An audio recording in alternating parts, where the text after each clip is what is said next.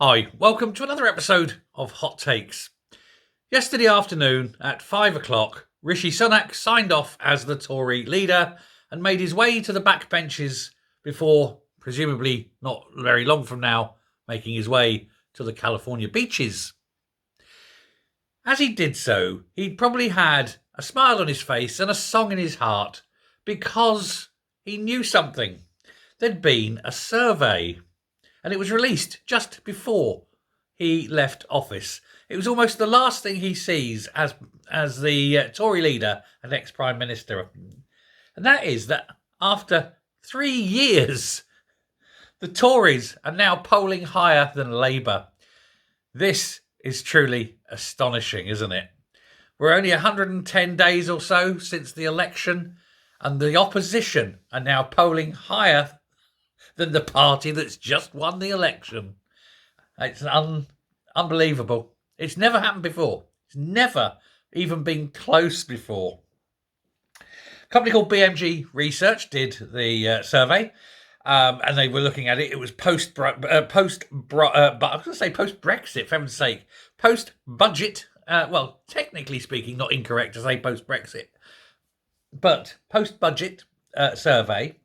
And they were asking people all sorts of questions, of course, the way they do with these things. But the main important one was, who do you think would make the better party of government? And lo and behold, as Rishi left office, Tories.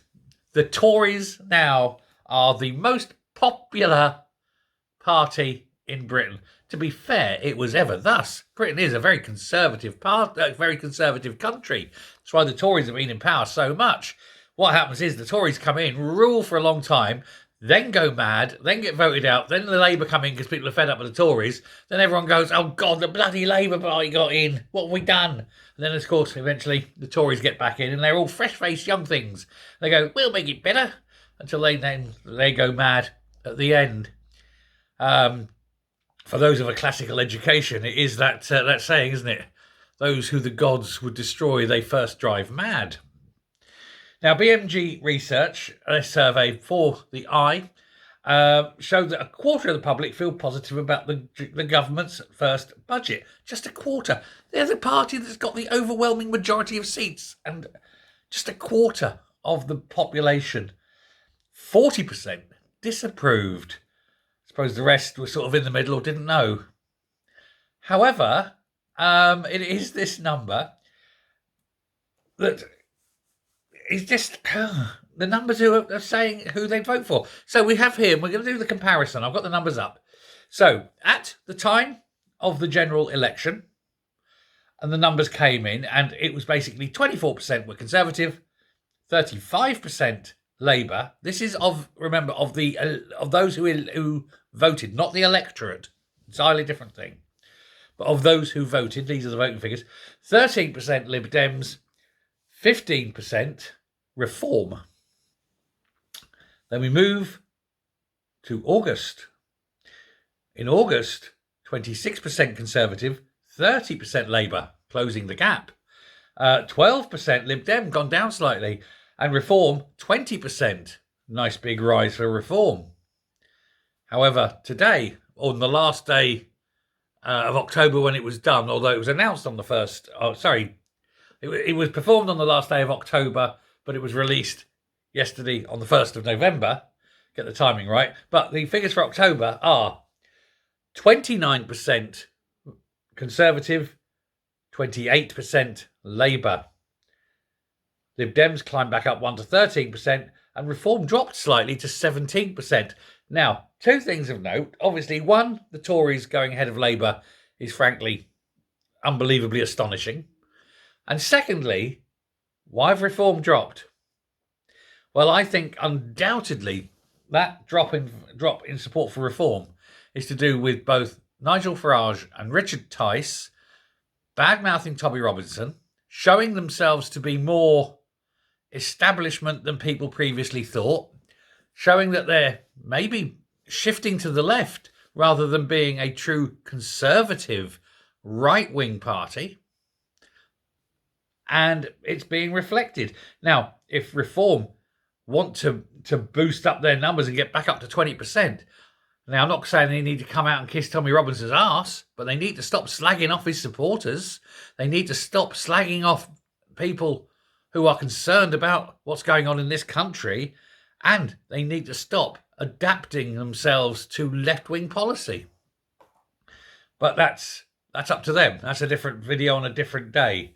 But yes, 29% to 28% Conservative to Labour. Rerun the election today, and things were being very, very different.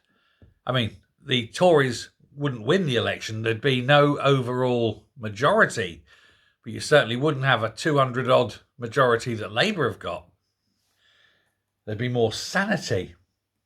But this is going to continue, I suspect. Now, going forward, the Tories will rise, Labour will fall, and it really depends on what Tyson Farage do over the next 10 days as to whether Reform survives or fades.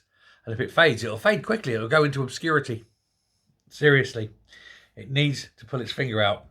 Now, later on today, in a couple of hours, we'll find out who the new leader of the Tory party is, who the new leader of the opposition is. I have a feeling, I'm going to predict, I mean, I could be wrong, it's only speculation, but I have a feeling it's going to be Badenoch. She would be a better leader of the opposition, better than Jenrick. Jenrick is a Mr. I'll be what you want me to be. He was a wet and a lefty, a One Nation Tory, and then all of a sudden he's moved to the right. Look at me, I'm right wing, bring back, hang 'em, flog 'em. That was never who he was, but he wants to appeal to that lot. But he's not who he is. He's a quivering jelly. At least Kemi, the Nigerian, is good at the dispatch box. Don't think she's prime ministerial, don't get me wrong, but I think she's good at the dispatch box. And I think as a Conservative opposition leader, she'll be most excellent. She will hold them to account. But we shall wait and see. Whoever wins it, of course, and we'll like I say, we'll find out in a couple of hours. Whoever wins it is caretaker. You know, the seat warmer, keeping it nice and fresh for the next leader who'll be there and installed time for the next election, whenever that shall be. But there we go. Tories winning. What a nice start for whoever wins later today. I bet they mention it. Let me know what you think. Thanks very much. Take care, and I will speak to you later. Oh, bugger, where's my button?